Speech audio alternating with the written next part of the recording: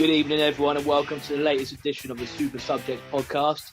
Tonight I am joined by my fellow Super Subs, Brett and Liam. How are you guys? Good, cheers, mate. Yourself? I am brilliant. Liam? Good evening, Locky. Good evening, Brett. Yeah, no. All good this end. Lovely. Well, I think this weekend has been full of history making. Rachel Blackmore, first female jockey to win the Grand National. Hideki Matsuyama, the first Japanese golf player to win the men's major at the Masters. So congratulations to them. But we also witnessed a smash and grab, daylight robbery at the Etihad due to Super Stuart Dallas slotting the last gasp winner through Edison's legs to cause absolute scenes everywhere in the country and to carry on that Saturday lunchtime curse. What a result for us. I cannot believe it. I'm still in absolute shock, but I'm buzzing about I'm it. glad we got to say hello before it started. Yeah, we had to do the introduction first, didn't we? We got about 40 seconds in. Yeah, but We're allowed 3 words. we've got to talk about the Saturday lunchtime curse. That's 2 weeks in a row now. I did tell you. Stunning results. I did tell you. You had a chance. Yeah, I didn't believe you, No, especially when they were all over us for 90 minutes and we had 2 shots. they were bad. Yeah, they weren't great. They didn't make the most of their opportunities at all. I'm not taking anything away from you guys at all. You did exactly what you needed to do. Oh, right. We actually looked good defensively for a change. It was great. And I know they rested a few, like no De Bruyne, Foden. They still had a strong team out that you'd expect to beat us.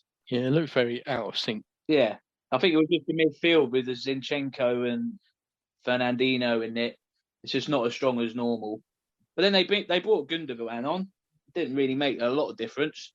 You got an assist. Yeah, they had won the goal, but they still. I just expected it to be a 90th minute winner for them.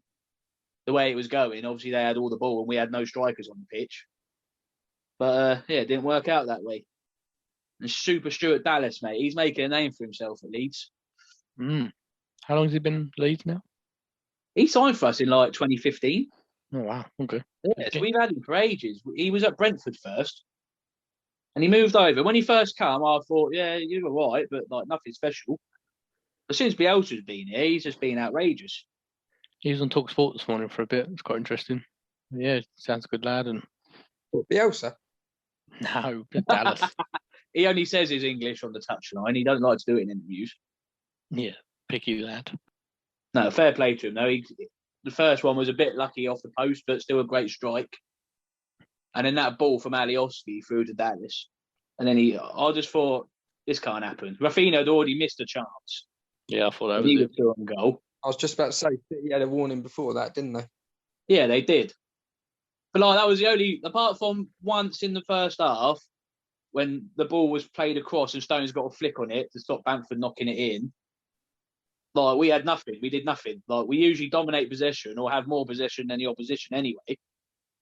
We had 29% possession in this game. We just literally sat back and just absorbed all the pressure. Fair play to Phillips and all the defenders. They were all solid.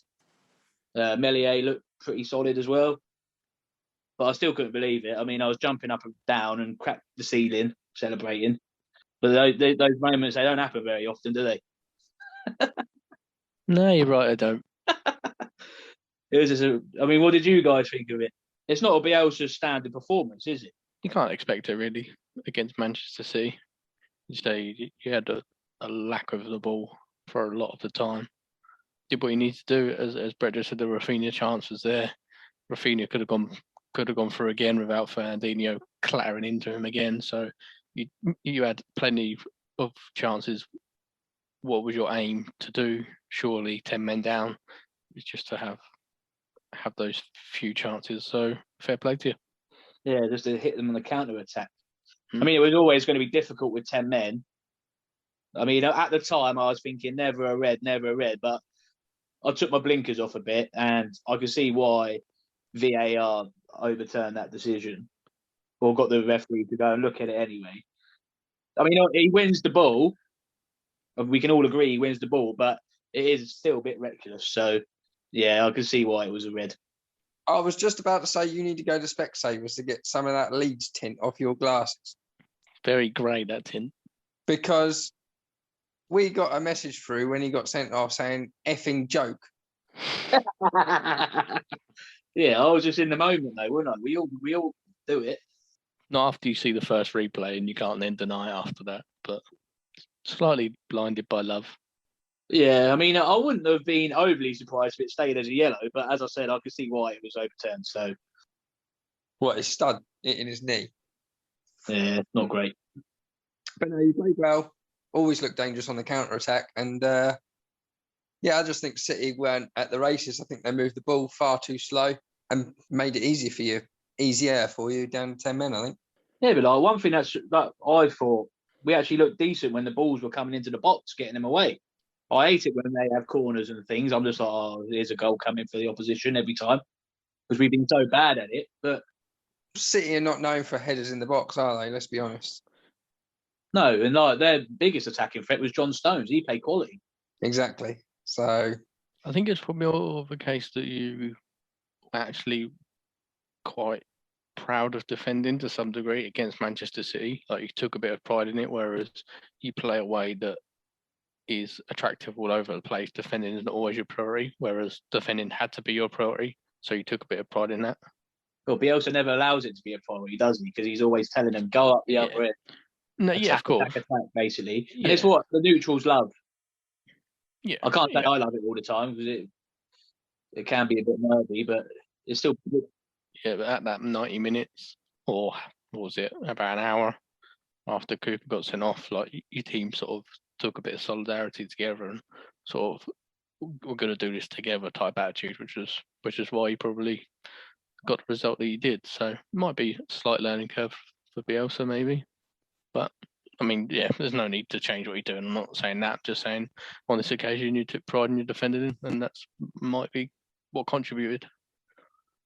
Yeah, well, you know when Bamford and Roberts come off for strike and Robin Koch there, you know what the game plan is there. Is this the first rarity that we've had a show and both of our teams have won? I can't remember if it's the first it time. doesn't happen often. I don't think we've had it before, no. No, I mean, I'd have been pretty upset if we hadn't got a result. Might not have even recorded, not gonna lie. Well, it's just any team in the Premier League should be fancying their chances against this Sheffield United team. Yeah. We've said that every week. And I think they've given up the fight as well. Yeah, I think as soon as Wilder went, that was it. I think the players that was it. I didn't watch the game, but I've seen the highlights. And to be fair, Sheffield United, for the goals, they were defensively poor. But for the Lacazette goals, both of them, very good passing to set up the goals. And then he just finishes them. Decent finishes. So give credit to Arsenal for the setup play. Decent. Yeah, we played all right. Nothing special. No, but you don't need to do anything special against this Sheffield United team. Unfortunately for them, you know, they've just had a torrid season and they're probably just fed up with it all now, aren't they? Yeah. I felt like we actually did something different. I watched match the other day too earlier, and we were getting men in the box and we were running forward.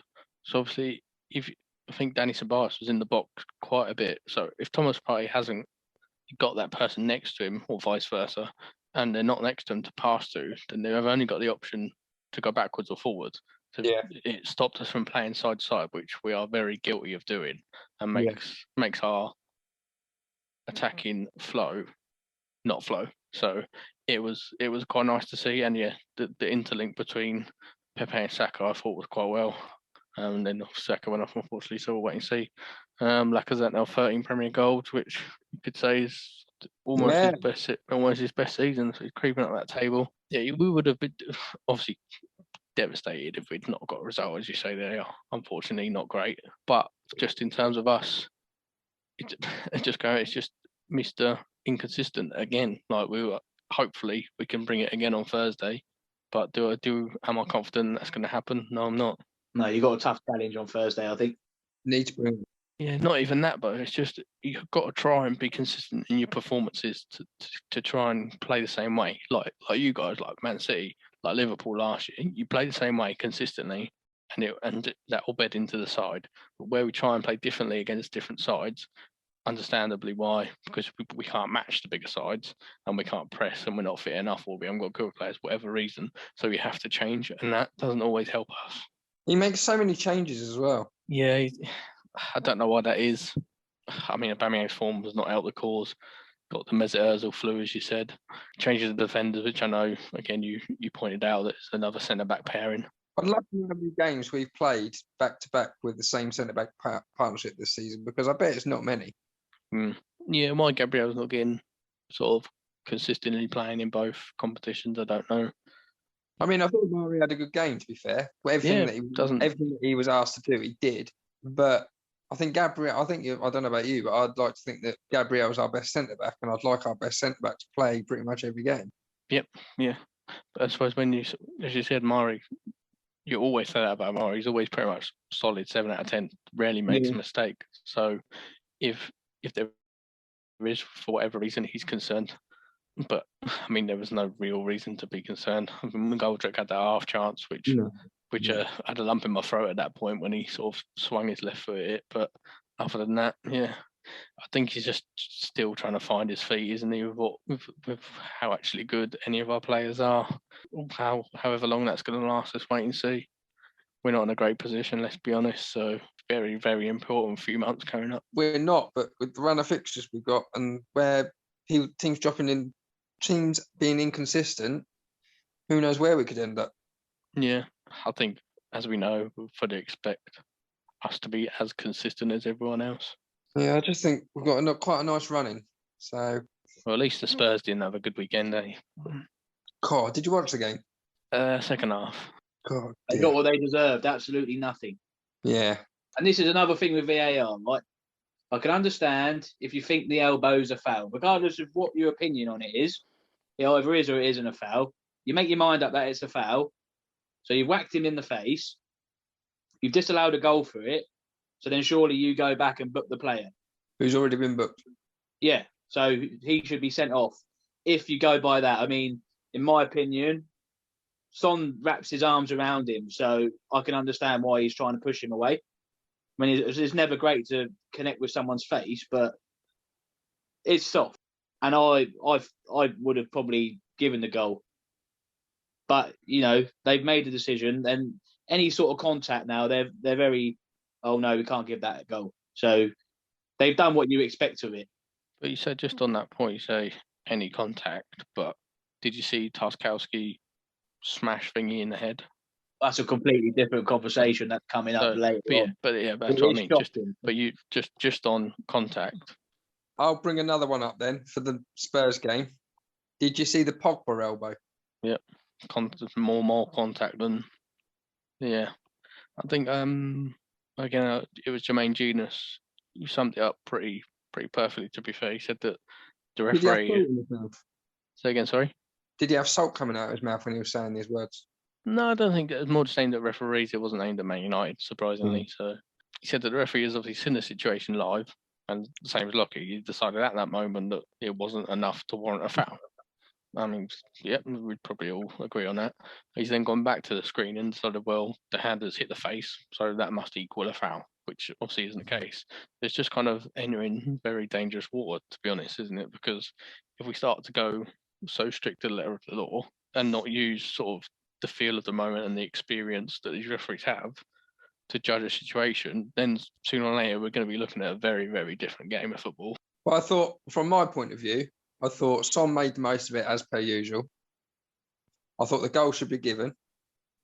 However, what I will say, in a balanced point of view, I think whether the goal would have happened, because I think, as I just previously mentioned, I think United should have been down to 10 men before that with Pogba, because I think he raised his elbow. I don't know. I can't even think who he elbowed now. Aurier, yeah. But again, it's just inconsistencies again in different scenarios that no one can put their finger on. And as you say, Son, unfortunately, is trying to cheat the referee to some degree, and players are going to continue to do that until they know. You've got Aurier, who's literally took one to the face, and same with the Newcastle player taking one to the face.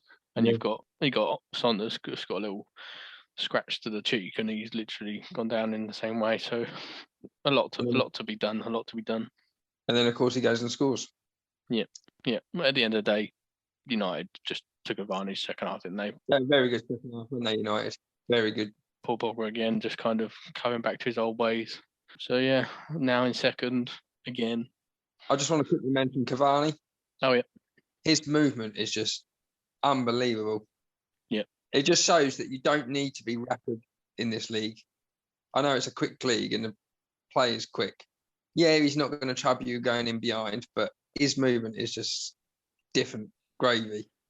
A lot of pundits and pros have said that, and even I think on Sky Sports and TalkSport this morning they said that as well. I think they put it out on Sky where obviously for the third goal or second, sorry, he was telling Greenwood, look, just as soon as you get it out your feet, just get it in there because I'll be there, and that's exactly what happened. So he knows what he's doing, and yeah, top striker in terms of everything that he offers. That's why he's had such a great career. Yeah. He is that good. And fairness, Greenwood as well. It was good to see him on the score sheet, trying to put himself in contention. His wrong foot as well. Yeah, it's a good finish. Yeah, you can finish with both, really. Yeah. But I think we can all agree that the result was deserved. Man United deserved to win. They play more positive football than Tottenham. Tottenham love to do the old defend. It's boring to watch. It really is boring to watch. But when the other team take the chances, at least you get to see some goals. Spurs are going to see less and less goals if they carry on and Harry Kane moves on. That was very interesting. Well, they released an article, didn't they, saying if they don't get Champions League, he's going to put in a transfer request. But then they're gonna make it so expensive, it's going to be nearly impossible for someone to buy it. Yeah. You say that, but how much did Neymar go for? So it's not impossible. Yeah, but that wasn't during a global pandemic, so it's a bit different. Yeah, Football potentially. teams haven't had the same income as normal. I think you'll find football teams will find money mysteriously this summer. Well, they're going to have to, but they're not going to be as willing to part with it, I don't think, as they would have been a couple of years ago. What do we reckon? What do we think on Jose just being Jose? And what is he saying? What is that interview about? yeah, getting into little petty fights and again just taking it away from his players rather than actually giving them a bit of a kick up the arse. But this is Jose all over. It's just a cycle. As soon as it starts to not work, he then just starts messing around, kicking off, picking little fights. It's ridiculous. He's just like a spoiled child. He is, yeah. But apparently there's a clause in his contract that if they sack him, they have to pay him like 30 million. But if they don't qualify for Europe, he doesn't get the money. Like whether that's true or not. But I bet there's some Spurs fans that are thinking, do you know what? Let's not bother qualifying, sack him, don't pay him 30 million and actually get a new manager in who actually likes to play football. That's interesting to watch. There's no denying the talent in that squad. They have got talent all over the pitch. But then you can't play Rondon and Dyer and Aurier and expected to do well against a top 4 Premier League side. No, but that's why it's perfect. They won't 1-0 up because then they just expect to finish 1-0. Yeah, but the defence is clearly not good enough to hold a 1-0 lead. So no, but like early on in the season it was. Why is he dropping all the rear now? I've no idea. Has he fallen out with him? I've not heard anything, mate, to be honest. I don't think he's keen on Sanchez. He's sort of been in that side, isn't he? It's not worked out for Doherty. No. I think he's just struggling to get the most out of the players other than Harry Kane. Højbjerg was quite good for a bit, wasn't he? Yeah.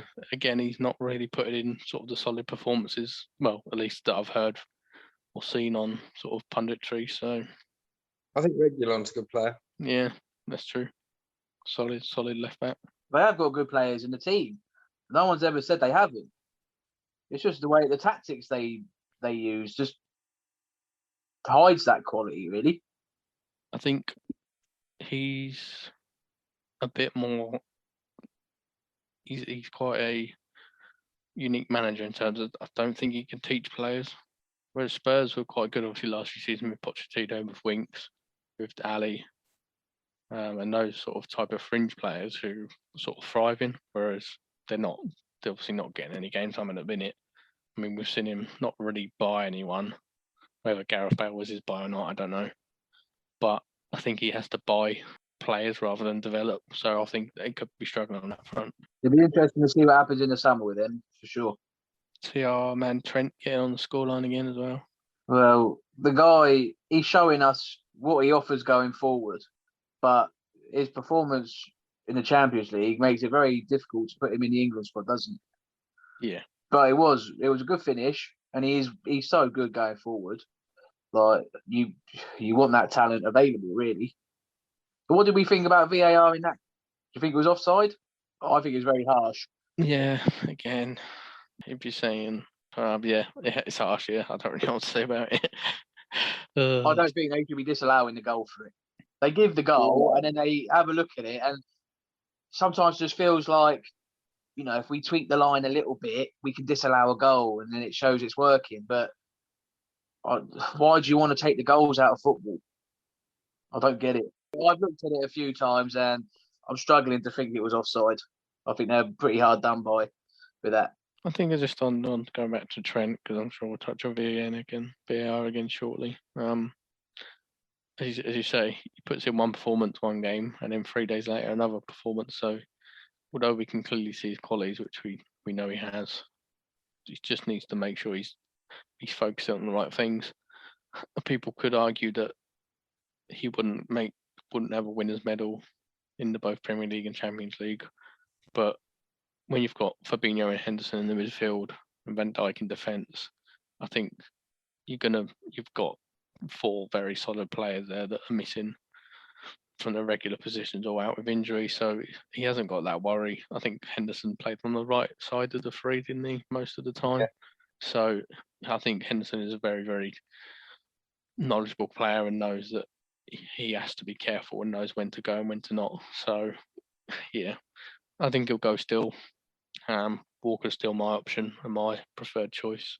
So let's wait and see. My issue is, and there's no doubt in that Trent can cross a ball as good as anybody in the England squad, but my issue is, what position is he? He's a defender. And what's the first priority for a defender is to defend. Yeah. And if you can't do that very well, then you ain't going to be in the team, are you? No. Just going back onto what Liam said with the strong defence and the strong midfield, I don't think England's defence and midfield is as strong as that. No. So it's less likely to get away with it for England, especially when you're playing one of the top teams further in the competition if we get there. But they'll just see him as a route of exposure. And you got, with Kyle Walker, you haven't got that. Yeah, I think Kyle Walker's a much better all-round right back than Trent. Oh, without doubt. But yeah, just obviously Henderson's obviously touch and go, but obviously the update on Grealish isn't great either, is it? No. I think that puts him out. I don't see him getting in there. Well, I don't know if he would anyway, because difficult. Jesse's going, mate. Yeah. I'll come on to Jesse in a sec. But yeah, I mean, Jack could have put proper pressure on Gareth to pick him if he was sort of a bit sceptical. Whereas obviously we all know what that he should be going definitely, and that we know that he can definitely be a game changer in games where we need him to produce some magic. But I mean, on Jesse Lingard, yeah, I mean, this guy must listen to the Super Subjects podcast, I swear. I feel like I've helped out Jesse's rejuvenate his career, and fair play to Mr. Lingard. He must have hated what you said about him. Must have done. What is it with West Ham going 3-0 up? Like, just looking so good, scoring decent goals. It was a great game to watch, by the way. Yeah, like Lingard he's just been different class recently. And, they take the chances and they go so far in front. And then all of a sudden, they just fall asleep. Get a bit twitchy. You can't give Iheanacho chances either at the moment because he's just banging in goals for fun. I was just about to say another 2 goals for Iheanacho as well. Yeah. But it's the 2 men in form doing the business for their teams. But obviously, West Ham come out on top and they, still got big chances of the top 4 dream, especially beating the team in third. Yeah, West Ham are producing very entertaining football and matches at the minute. Yeah. They are. It's great to watch. Keeping up their form, they're not sort of faltering either. No. And Bowen's playing quality. Yeah. Another story to come out of that is old Maddison. Oh, he's out as well, isn't he? God. I mean, not that he was ever in, but... He's having party. Yeah. Just poor misconduct in it from... Just certainly not going to help. Well, it's a lack of professionalism to start with, for that side of things. And then from just a general point of view, just disregard for any rules at all. I think Brendan Rodgers said there's some things are bigger in football, and obviously just sort of reiterating his his point on how he feels about it. But I just wonder when footballers are ever actually going to start thinking about what they do before they do it. Well, it just shows their commitment, doesn't it? Yep. You know, like it was the same with Tyler Roberts when he got sent home from the Wales squad. Yeah. They know the rules, so you know you earn a lot of money. You've got a great life. Well, I think you've got a great life anyway. Why can't you just follow the rules like everyone else has to? Exactly. You just show a bit of respect for your club. Yeah, just stupidity as well, isn't it? And just general poor life choices. I think, again, TalkSport said earlier that the neighbour of the party said that they saw some flash cards, and then when the police had turned up, conveniently all the lights were out, so they didn't investigate. I don't know if anyone else saw it on Twitter. There was apparently James Madison had booked a game of golf, and someone had sort of swung it so that he teed off literally the same time as the game had started. So even that, really? so it wasn't true in the end of that thing, because even the golf club come out and said it was like 3 weeks ago or whatever. So, but yeah, That's how you get yourself in trouble doing things like that. Yeah. That's something I'd expect Gareth Bale to do. Yeah. He loves it. He loves the golf. Oh yeah, I mean Southgate's very much a man of his word. So yeah, it's not gonna. Not that Madison was in, but I think that's out. But it's definitely going to have dented Leicester's top four hopes as well, with Chelsea back in business, Liverpool picking up points. Liverpool as well, yeah. I think they're going to have to be concerned, and sort of that last COVID party could be sort of the last straw that breaks their back for the top four if they're not careful. It could be 2 years running they miss out at the end. It'd be a shame they've been quality this season. Yeah. I said a few weeks ago I picked them to do it, but they're Iheanacho scoring goals, but they still can't pick up the points that they need. James Vardy isn't though, is he? No, he ain't scored in a while, has he? He scored against Liverpool when they beat them 3-1. That's the only goal he scored since December, I believe. Yeah, it's crazy. And like this guy was banging in goals every week for fun for the last 4 years, pretty much. Didn't he? One year when they won it, he scored like 9 games in a row or something, didn't he? Yeah, he broke a 11, record. wasn't it? Yeah, he scored against United. Didn't it? That still gives me goosebumps. That does. Yeah, that was crazy. And the Liverpool goal on the volley from like 45 yards out, that is just unbelievable. Guy's literally like national treasure. I think he still like does some crazy stuff, doesn't he? Like obviously, footballers are supposed to be in like these pristine salad eating, fruit chomping guys, and I think he's still on the Red Bull and Pepperamis. Just living the absolute dream. Yeah. Why Does not? what he wants and slots when he wants, but not so much this year. No. Chelsea slotted quite a few start of their game. Oh, mate, how good were they? They were quality. I think some of the goals, and I was just like, wow, decent. Havertz played quality. His goal was quality as well. And he was unlucky not to get a few more. Pulisic, their first goal, banger. I know it's like not far out, but he just absolutely rockets it in. And even Zuma's on the score sheet again. It's been a while since we said that. He was scoring a few at the start of the season, wasn't he? Yeah, he's back in favour again, isn't he? Yeah. That's because Thingy got sent off, wasn't it? Silva. I don't think he would have been there otherwise. Did Rudiger play at the weekend, or? I think he did actually. Yeah, I think he did. Yeah, he's back in, is he? Yeah, because they've got Christensen as well, who sort of sometimes gets a bit of game time. So, I mean, I don't know what you got think of Palace, but considering they just sort of consistently average every season, like they're never really in great form. Sometimes they have a small odd poor patch, but other than that, whether it's away or home, they're not really. Don't seem to be doing anything any season. Well, they're just a run-of-the-mill, middle of the table Premiership club that they're happy with that, and they'll take the money that comes with that. I think next season will be a really interesting season for Crystal Palace, because I think Roy Hodgson's out of contract at the end of the season. Yeah, he's going. I think he'll go. So, it'll be interesting to see who comes in, and two, to see whether their style of play stays the same. Because if it doesn't, it's going to be interesting to see if them group of players can adjust to a different style of play after being with Roy for so long. I've seen a rumour it's Sean Dyche is in the running. That'd be interesting. If they can get him away from Burnley. I think he'd take the move as well. Yeah, he'd probably like to try a new challenge. But I know Crystal Palace fans aren't happy with the state of their club, the situation they're in. And more often than not, they do find themselves on the end of bit of a hammering. I actually thought they'd be in a relegation scrap this season, so they've done better than what I thought, but they just don't seem to have much ambition, do they? No, well, like I said, they're happy to be where they are. I thought about Eddie Howe. Yeah, I think I saw his name touted about. He's linked with everyone, though, isn't he? Well, yeah, well, he's turned down Celtic, didn't he? Did he turn it down? I believe so. He's been out of the game for a while now as well, isn't he? So I'm surprised he hasn't found himself a club. Probably just waiting. I don't doubt the Scottish football is maybe, I was going to say difficult, but is maybe a good opportunity for some. But I think if you're Eddie Howe, you want to be in the Premier League, don't you? You want to, if you make a name for yourself with a decent Premier League side, by all means go to Palace, or if Hassan Hootel gets touted up and go somewhere else, by all means try and take that job. Go for like your mid-table and make your name there, like Pochettino did, and then you can potentially move on from there. So yeah, imagine how that would go down in Bournemouth if we went to Southampton. Oh yeah, sorry, I didn't think about that, to be honest. But I don't think that would happen, but I just, think yeah. like what you going back to your point about managing in Scotland, I think that's probably better to start your career like Gerrard. Yeah. Make a name for yourself and then go to the Prem, and like you've got experience. Like obviously the standards not nowhere near the same, but you've got experience of man management and you've had success, and like you can bring that to the Premier League. For someone who's been established Premier League manager like Eddie Howe was, I don't think it's a good move for him.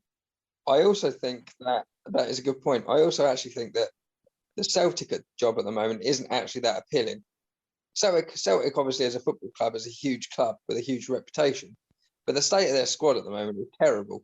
And whoever goes in there isn't going to get given time to rebuild by their fans. They're going to expect success straight away. So, yeah. It's going to be very difficult to take Rangers off the top, I feel. Yeah. Yeah, they've got decent players there. I would have loved for it to been Celtic and Rangers just properly going at it. So it meant like I know the old firm is always good, and it's always one that I always sort of look out for. Do have to try have a bit of a watch. Which obviously next year we're going to have fans back, so that'll be nice. But yeah, it would have been nice for them to sort of go at it properly, like the way City and Liverpool did, where literally every week, if one falters, the other one can take advantage. But don't see that happening next year, unfortunately. No, I think Rangers are going to have their time now. But you never know what will happen. You never know. See our man Joel Leighton had a big performance again. Oh, actually, I say performance. I say he come off the bench so Maximan could come on and win the game. Yeah, that he is different quality, St. Maximan. He's so confident. It is great to see. But he's just so good on the ball. Yeah, he's a game changer, and he has effectively saved their season with that assist and that goal, because them 3 points are huge. 6 points clear with a game in hand on Fulham, who are now obviously struggling massively. But he's done them a massive favour. But like, how important was that Willock goal against Spurs? Yeah, give them confidence, because if they had lost that game, would they have turned that result around yesterday? You don't know. But it's a great 3 points for them, and it was a winnable game as well. Yeah, it's an impressive win, because how many teams come from behind to beat Burnley? Well, quite a lot at the moment. Southampton did. Yeah, but in general, they're just you never know what you're going to get with Burnley, do you? But Newcastle done the job. Very good result for them. Yeah, but we've got to talk about this. So I've come out. I've took my Leeds blinkers off, right, and I've said, look, I can see why Liam Cooper was given a red, right? How this is not a red card is beyond me. Like, your boot's in the bloke's face. If that's not a high boot, or what is? If that's not dangerous foul play, what is? Do you agree? I think it's a penalty and a red card, and I don't know what they're watching. Yeah. Well, how can you give a red card for, it's a high challenge and it goes, into his knee, whatever. Fine, give the red card for that. But then the very next day, there's a boot right next to someone's face. Yeah. And you're not punishing that. No. Well, what's a high foot then? And it's not as if the bloke lowered his head either, was it? No. No, not really. I just saw it and I was like, what is going on? Like, are they trying to relegate Newcastle? Like, there's just no consistency with these decisions. I don't know if they're all reading off the same rule book, to be honest. But it harps back to what I said in the previous podcast.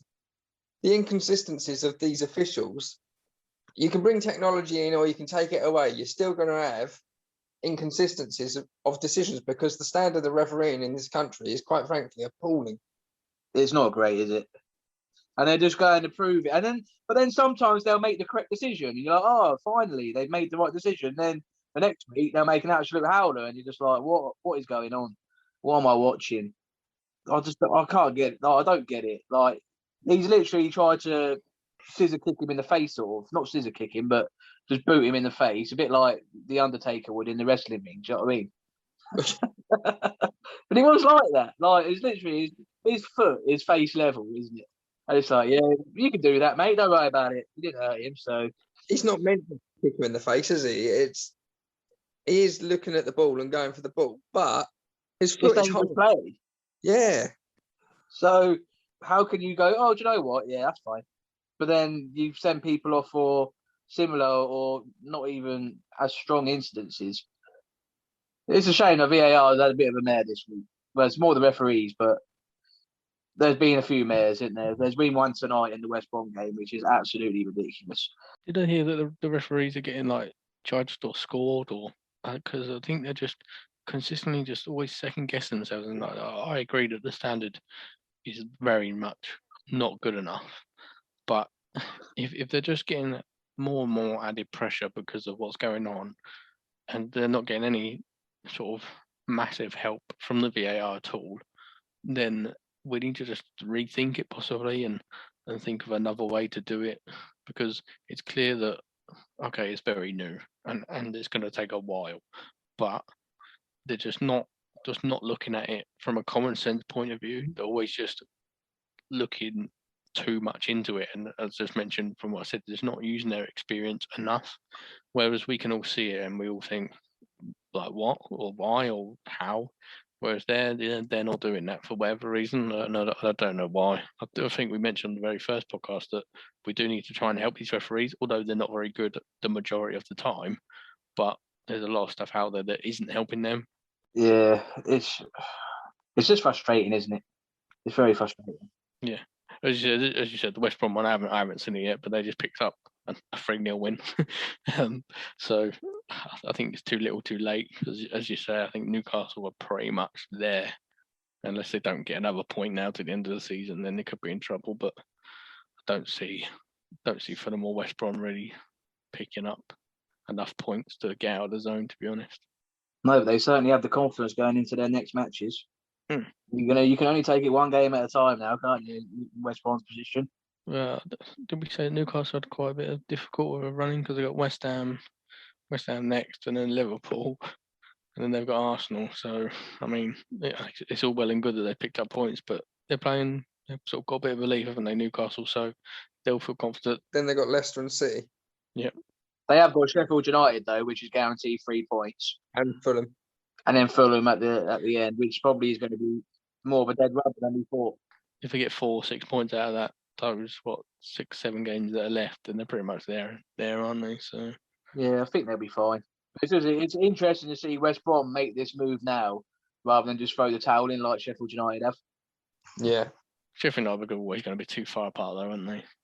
Yeah.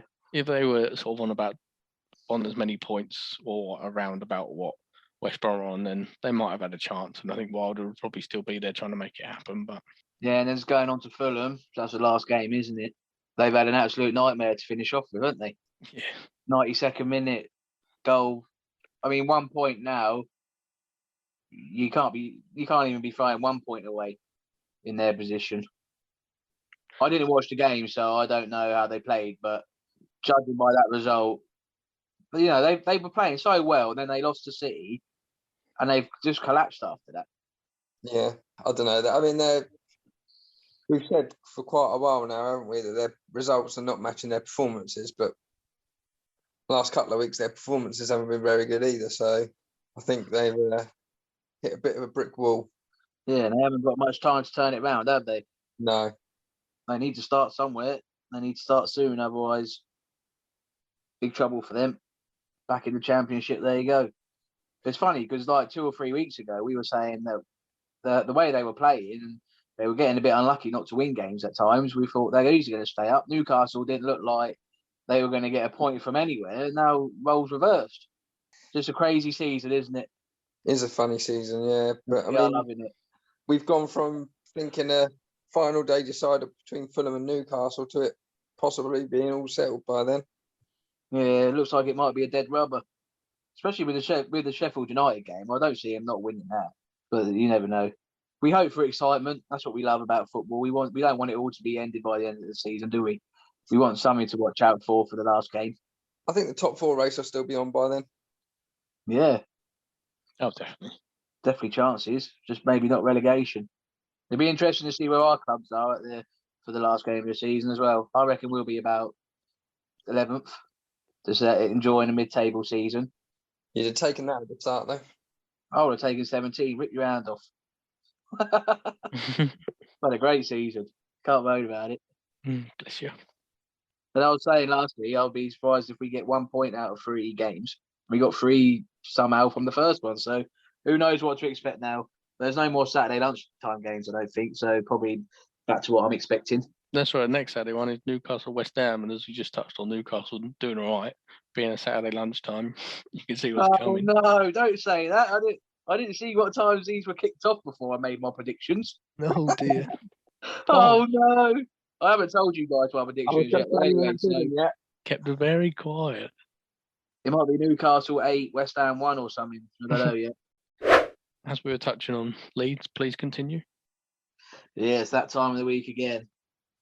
And I was thinking to myself, like, who should I go for this week?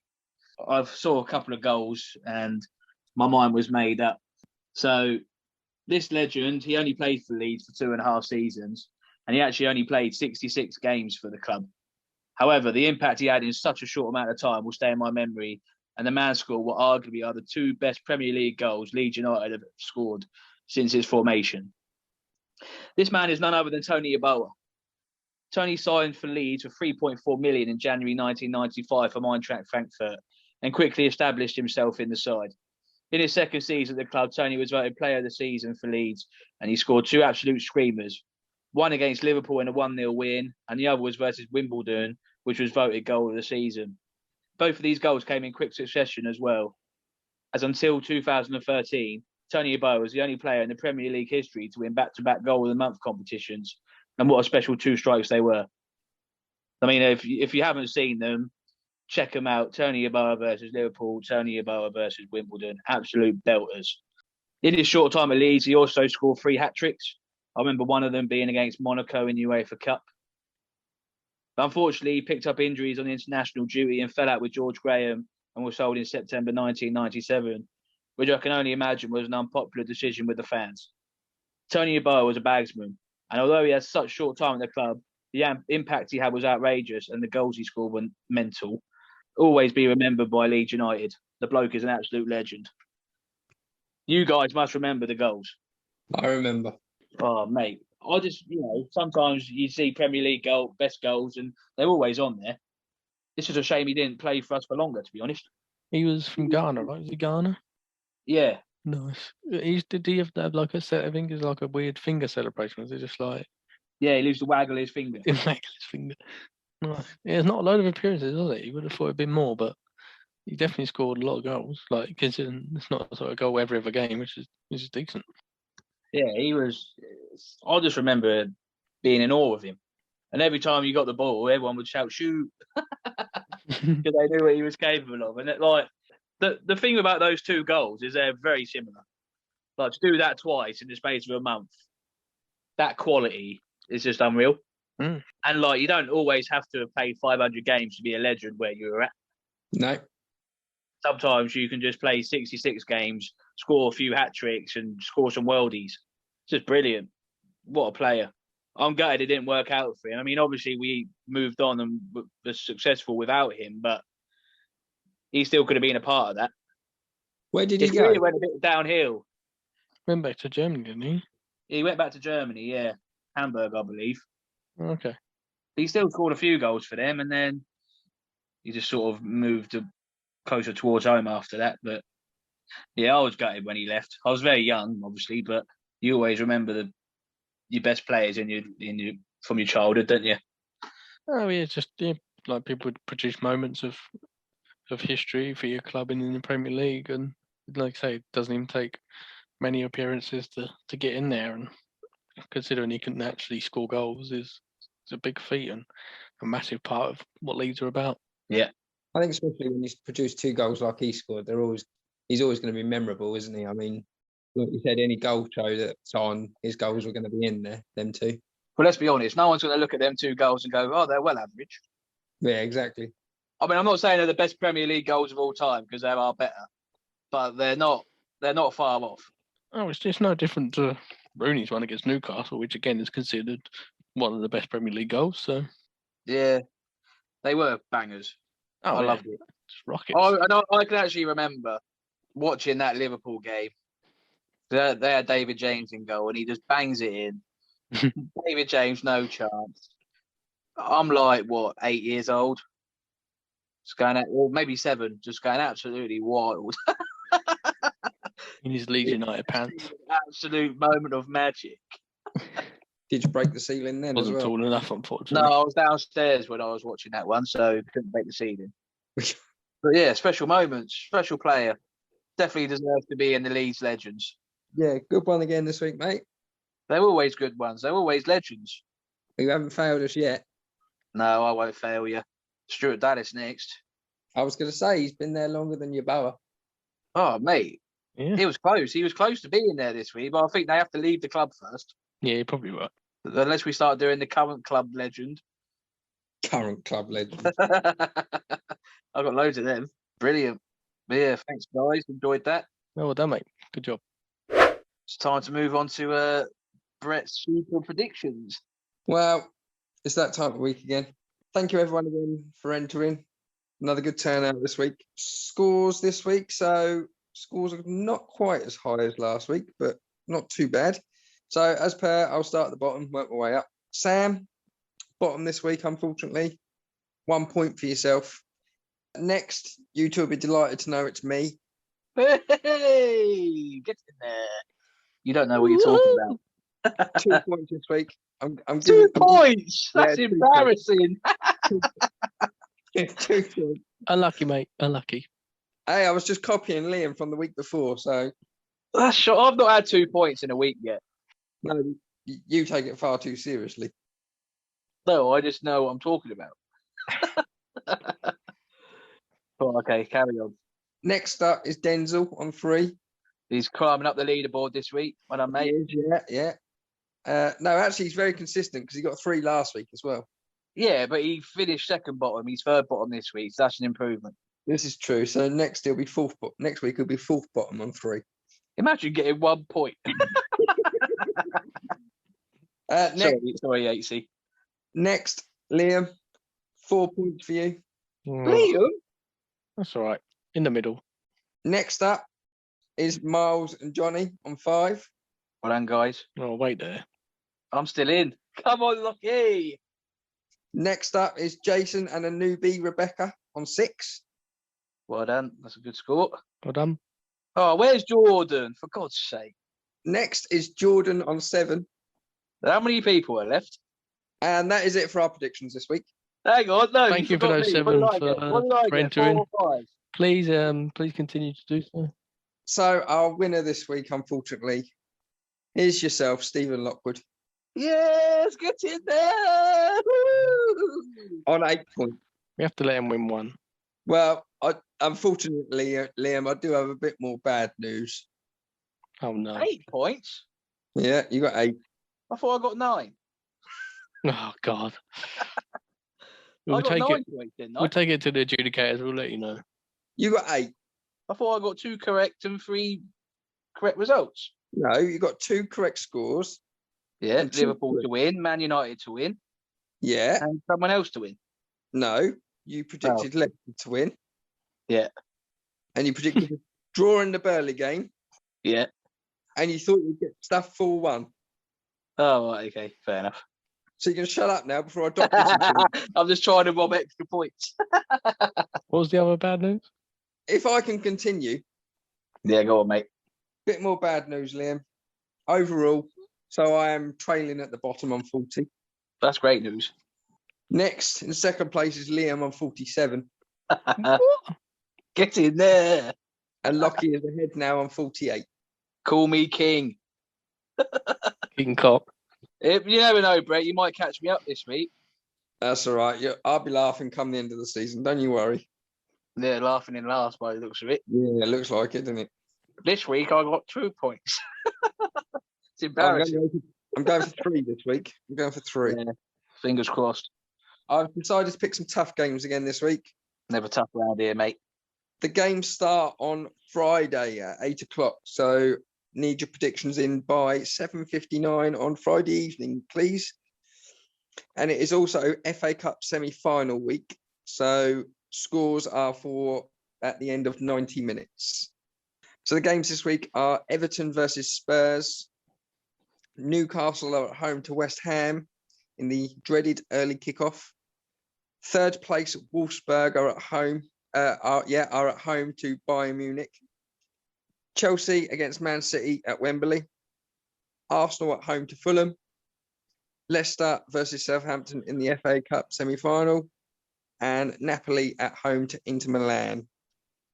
So I'll go first, and then Locky, then Liam. So I'm going to go for a 1-1 draw between Everton and Spurs. I'm going to go 2-1 away win for West Ham. I'm going to go for a 3-1 away win for Bayern Munich. I'm going to go for a 1-1 draw between City and Chelsea. I'm going to go Arsenal to win 2-1. Leicester and to win 2-0 versus Southampton. And I'm going to go for a 2-1 away win for Inter Milan. All right, thank you, Brett. I'm trying to spruce it up this week, so I'm increase my lead over you two guys. So I've actually gone Everton 2, Tottenham 1. I've gone Newcastle 1, West Ham 3. Wolfsburg 0, Bayern München 3. I've gone for the classic here, Chelsea 0, Man City 2. I'm pretty confident that one's coming in. Arsenal 3, Fulham 1. Leicester 2, Southampton 1. And I've gone Napoli 2, Inter Milan 1. Ooh. Yeah, gone for it. Think Napoli need the win. Been in decent enough form. Let's see how they get on. Go on, Liam. Surprise us with your shut-eye predictions. I'll get my blinkers on like you. You're only 1 point behind me, mate, so, you're doing something right. Yeah, what's your back, old son? Not worried about Brett. Everton 1, Spurs 2. Newcastle 1, West Ham 2. Wolfsburg 0, Bayern 2. Chelsea 1, City 2. Arsenal 2, Fulham 0. Man United wrong one. Apologies. Whoops. Leicester 1, Saints 1. And Napoli 2, Inter 1 also. Ooh. Anyone not prepared this week for theirs? Or they're trying to throw extra games in to get extra points? That's what it felt like there. In his defence, I did change the game. Yeah, I know. I'm just kidding. We've got a few similar there, I think. Yeah. I don't know. We're all stupid, though. We are all stupid. And about 2:30 on Saturday, we'll be sitting there saying, how stupid are we that we went against the Saturday curse? I know. But there you go. I just don't think you could look past the form. I could have said that about last Saturday earlier, I suppose, couldn't you? So, yeah, I'll just eat my own words. And pretty much every Saturday of the season, it's a coupon buster, isn't it? You just can't pick lunchtimes because they're just so unpredictable. I think people they're not fully awake at that time. They need an extra couple of hours to wake up, get full performance. When's the FA Cup game? Saturday evening, Sunday evening? Yeah. City game and the Chelsea game to Saturday. Leicester game Sunday. Yeah, quite spread out, aren't they? I think it was Friday night. Is Evans first Friday? Yeah. Okay. Yeah. I'm surprised you think Southampton are going to get a result, to be honest. They've been very hit or miss. Leicester could well do well. Not denying that. Depends what happens between now and then. Obviously, what goes on behind the scenes. I mean, West Brom just smashed Southampton. So, I mean, could happen again. They're just so hit or miss, aren't they? Yeah, happened all season. They had that terrible run of form. So they look like they could be up there in Europe at the start of it. And they've just fallen away by the wayside. So, gentlemen, I thought this week I'd throw a little surprise in for you two. Just a small sort of head-to-head kind of thing. Nothing too strenuous, but sort of a little bit of football knowledge. So hopefully we'll have a good crack. So what we're going to do is going to be Liam's Premier League legend trivia. Oh, Oh. Jesus Christ. I haven't followed the Premier League for 16 years. Well, Hey, it's a good job me and him are not competitive, isn't it? exactly. I thought this is right up your two street, and this should hopefully Congratulations, Brett. You've won, mate. kick off like a Tony Aberra rocket. Is he an answer? No. Anyway, Oh. so what we'll do is I'll give a series of clues, sort of teasers. So the first person who can answer who the Premier League legend is will get the first point. They will start off obviously quite tough and then get easier. After I've given the first teaser or clue, whichever you want to say it, I'll give you a chance just to guess, and obviously then you can go down. After this, we'll do a quick small quiz on that Premier League legend. So then it gives you both the opportunity to get some points, and then we'll just sort of say first to 5 points. If you both get the answer right, obviously in the questions, then that's fine. Yeah, you can both get a point. If it ends up that you both end up 5 at the same time, then there's a tie break. We'll just do a tiebreaker question as well. So, okay, So I can only lose 5-0, yeah? you can. Okay, that's fine. That's fine. Not too embarrassing. Okay, so this Premier League legend, his first England cap came in May 2005 against Colombia, and he also made 42 more appearances for England. I mean, obviously, no, just cheating. I know you like to be competitive, but I mean, No, it's a bit. no cheating. No No idea what cheating. you're on about. No cheating. So yeah, that's your first clue. You have a quick think, or just rattle something off. You probably haven't got a clue at the minute, or you might do. Made 42 appearances from 2005. Correct. Don't have no idea what position he played. No. No. Jesus Christ. No idea. Brett? I haven't got a clue. Okay.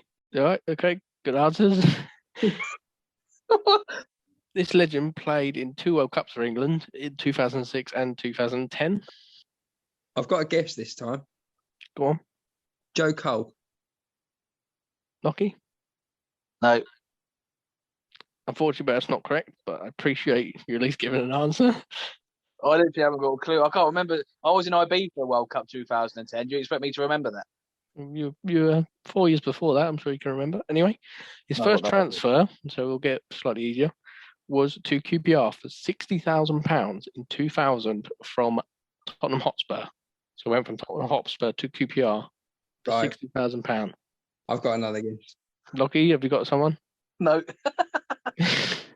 Okay, Brett. Les Ferdinand. Unfortunately not. Played in the 2006 World Cup. Yeah, it's definitely not Les Ferdinand. I'm making myself look better by not answering these questions. I think. 2010. That was 11 years ago. Oh, I got an answer. No, I haven't. No, you said no. You said no. you got an sorry. answer. No one has seen him embarrass himself. No, Okay. No. I haven't got an answer. I was joking. He right. Okay, number 4. I mean, I've only got 6, so better hurry up. He returned back to Spurs in 2009, making 73 appearances. What is this game, man? We weren't in the Premier League then. I don't remember. If you haven't got any clues, I can probably make it a bit easier.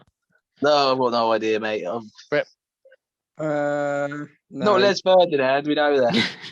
Okay. I'm surprised he didn't shout Trevor Sinclair. Number 5, he was part of the famous Portsmouth side who took part in UEFA Cup in 2008. Oh. Portsmouth. Yep. So went from Spurs to QPR, back to Spurs, then to Portsmouth. Portsmouth. Not in that sort of actual order, but those are the clubs. And he played for England 42 times. He was quite a presence centre forward. Centre forward. Okay. Oh, I got it. Crouchy. Locky? Yeah, well, I think, it's got to be. Oh yeah, it was Peter Crouch. You give it away by giving his position away. Well, yeah. I mean, I was going to say he scored the most headed goals in the Premier. I actually thought about him as well, and I was like, nah, can't. You just got to rattle it off, mate. Just got to go for it. Anyway, my next was he scored majority of his goals with his head, so then you put like, and he was anyway. Okay, so leave Brett at number 1, as he said it first, unfortunately, Locky. Yeah, that's fine. Okay, so how many goals did Peter Crouch score for England, considering he only made 42 appearances? He scored quite a few, didn't he? Yeah, he had quite a good record, yeah. I will say that will sort of help you out. I'm going to go 18. Okay, Brett? 23. Oh, 22. Oh, Lucky Brett. How many football clubs did Peter Crouch play for total? How many football clubs? Yeah. Oh, I need to write them all down. Oh, I'm not going to get this right. I'm going to go 9. Locky? 8. It's actually 12. Oh Blimey. my God. Yep. I don't know. I knew he got about a bit. How many Premier League clubs did he play for? I had 6 written down, but that's probably wrong. It's got to be more than that. Go up if you have a guess. I was going to go 7. I'm going 8 again. That was 9. Oh, my God. 3 from 3. I mean, these are quite, they're all quite numerical, so it's difficult. Okay, let's go for how tall is Peter Crouch in feet and inches? I mean, he's a big lad. So I'll go 6'10". He's a beast. He's not 6'10" though. No, I don't think he's that tall. I'm going 6'6". Oh, I'll go 6'8". he's 6'7". This is brilliant. Wow, no answers. Okay. I'm winning What's 1-0. it true? How much little we don't know Yeah, I about know, but I know, yeah, that's true. All right. How many Premier League headers has he scored? Oh my God.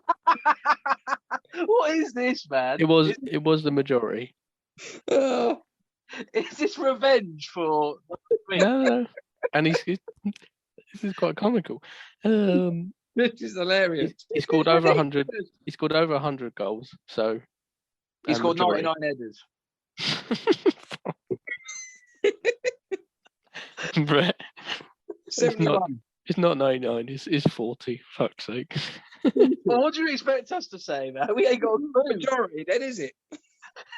Yeah, the minority of the. It depends how many Premier League goals he scored. If you don't know that, then You said he scored over 100 goals, so 99 of them were with his bullet. well, if you only scored 101, then okay. What size feet is Peter Crouch? Size 12. 13. 12. 1-1. Back in the game. I know Peter Crouch's foot size. Don't ask me how.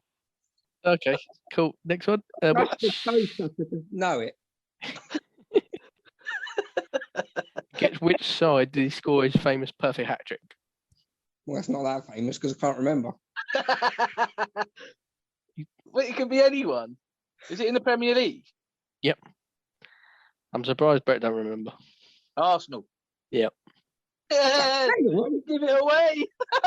Well, I'm surprised. I'm very surprised. I'm disappointed in that. I know everything about Arsenal. What year did he score his hat trick against Arsenal? 2007. 2009. 2-1 to Locky. No. Are we on a tiebreaker yet? Or That's 2-1. Well, I was going to say first to 5, but I don't know about this. we're not going to get there. We've got time. Okay. Which club did he end his career at? Stoke. You both going Stoke? Yeah. Yeah. Oh, it was Burnley. Went to Burnley for a bit, didn't Oh, of course he did. he? Yeah. Oh, yeah. How did we forget that? Okay. Who is Peter Crouch's wife? Abby Clancy. Correct. So 1 for Locky, 1 for Brett. 3-2. Hang on, I answered first. No, but you still get it right. Like, if you know the answer, you can have a point. I mean, you both need the point. Let's put it that way. Wait. 3-2 to me at the moment. Yeah, 3-2. How many children does Peter Crouch and Abby have? 2. 3. 3 is 3. Oh, we're going to tiebreaker. Yeah. Okay. I don't know. Tiebreaker. Touched on it just a moment ago. How many Premier League goals did he score in his career? 101. Is it 1-0? Is that right? No, you got a chance to answer as well. Yeah, well, if it's right, I'm going 101. I'm not losing. No, you go and you can't. But answer first. You have to go a different answer. 102. The answer is 108. Oh, Oh, I got closest. I win. Correct. Well Well done. Cheers for that. I hope you enjoyed it. My brain. that was good fun. That was Yeah. good fun, but I'm I glad. literally had no idea about anything I was answering apart from. It's We a bit all of a know- learning, I suppose. Obviously, I don't want to give too much. I don't want to, like, at the start, I just wanted to be a bit like, just in case. Like, Joel Cole was a good, like, decent enough guess, but Les Ferdinand unfortunately wasn't. So, Yeah, because Joe Cole played for Tottenham, then QPR, didn't he? I don't know, West Ham, and He went to West Ham and then Chelsea. It's all right. He had a guess. At least he Oh, didn't yeah, I just stay didn't on the agree. fence. No, you've got to be confident in your answer, otherwise you don't give it. That's what I think. Not in this game. To be fair, when I guessed Joe Cole, you didn't even mention Spurs, did you? Yeah, he said he went from Spurs to QPR for 60,000, did you? Although, you said that at the World Cup, didn't you? That was the World Cup. Oh, no. Yeah. Or was it Les Ferdinand at the World Cup? No, your first. Oh, that doesn't matter. Anyway, Les Ferdinand still playing in 2010. No, your first clue was he made his England debut against Colombia, and your second clue was he appeared at two. Yeah, World no, it's fair enough. Yeah, it's fair enough. that was a good guess, mate. I thought it was. I'm Locky just trying to make you look silly. sitting really. on the fence because he just doesn't want to give an answer. Anyway, thank you for participating.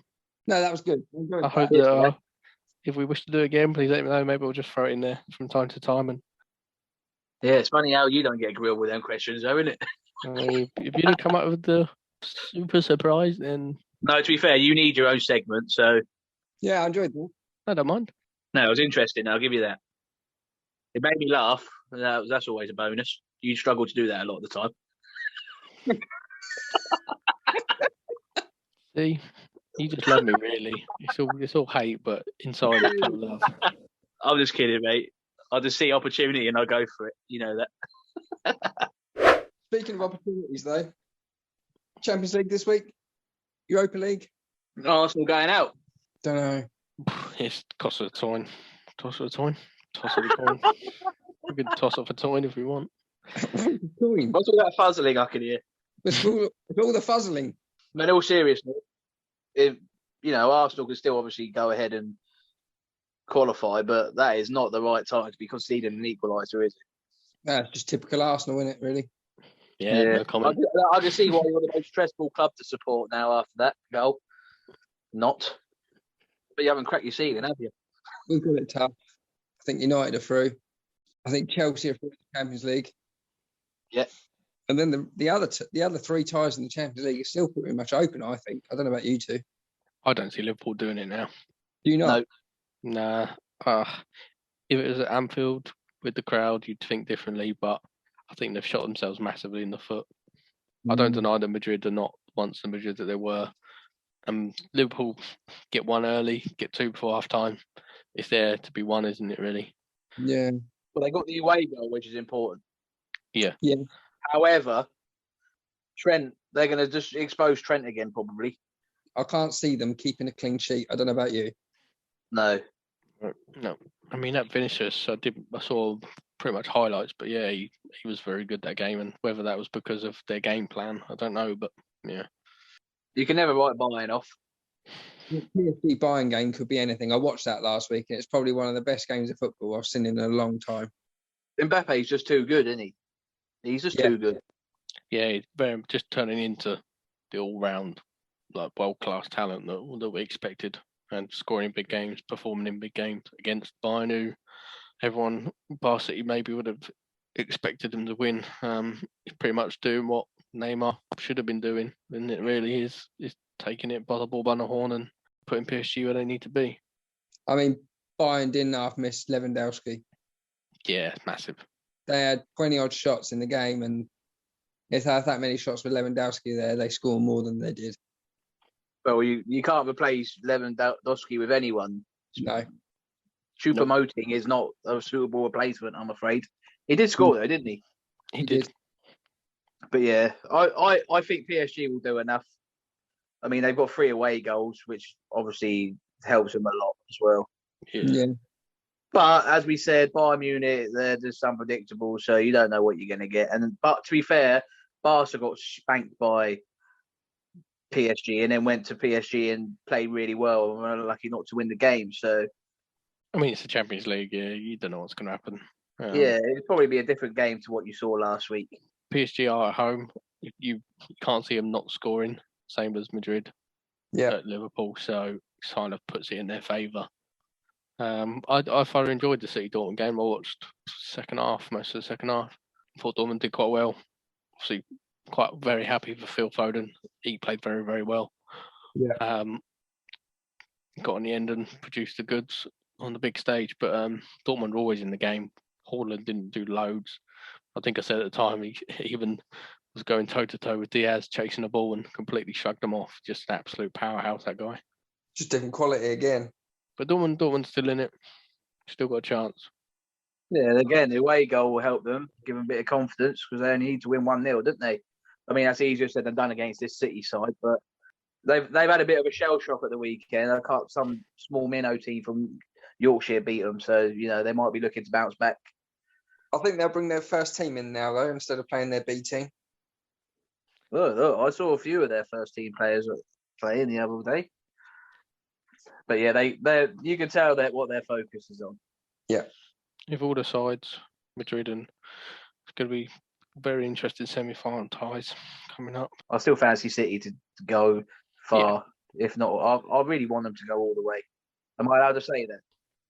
You're allowed to say that. They got a massive chance. I'm just going to put my Man City pajamas on before I go to bed.